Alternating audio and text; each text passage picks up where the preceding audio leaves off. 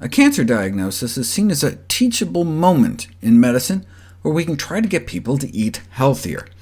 But research suggests that male cancer patients in particular may be reluctant to introduce dietary modification.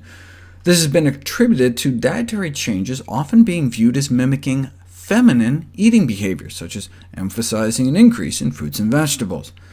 Although healthy eating might enhance long-term survival, few men with prostate cancer make dietary changes to advance their well-being.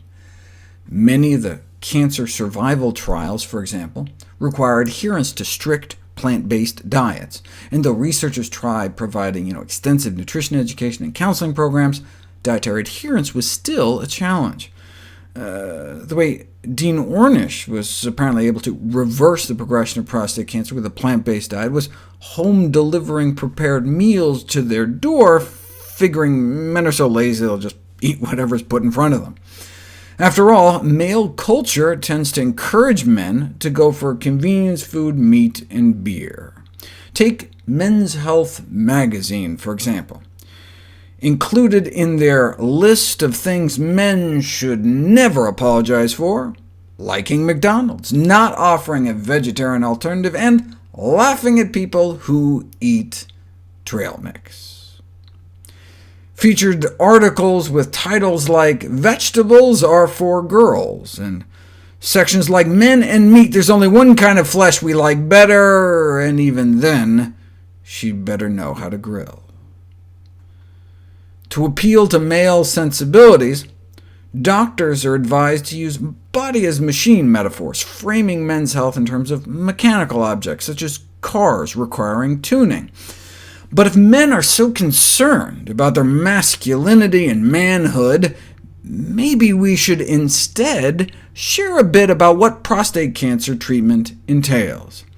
The prostate is situated at the base of the penis, and so when you core it out with a radical prostatectomy, you lose about an inch off your penis if it gets erect at all.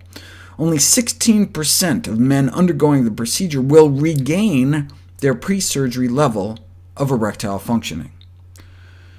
Patients are typically quoted erectile dysfunction rates around 60% or 70%, but studies have generally considered erectile function recovery as just the ability to maintain an erection hard enough for penetration about 50% of the time. So getting it up occasionally is considered recovery.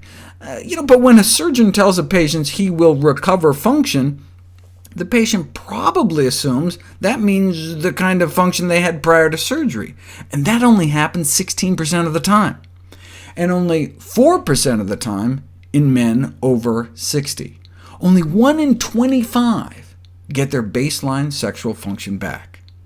And it's not just erections, but other problems like OAP, orgasm-associated pain, even years later, and urinary incontinence during foreplay, stimulation, or orgasm. The vast majority of couples overestimate how much function they're going to recover. Couples reported feeling loss and grief. Having cancer is bad enough without the additional losses. You'd think that would be enough to motivate men to improve their diets, but almost a fourth of men newly diagnosed with prostate cancer state that they would prefer to have their lives cut short rather than living with a diet that prohibits beef and pork.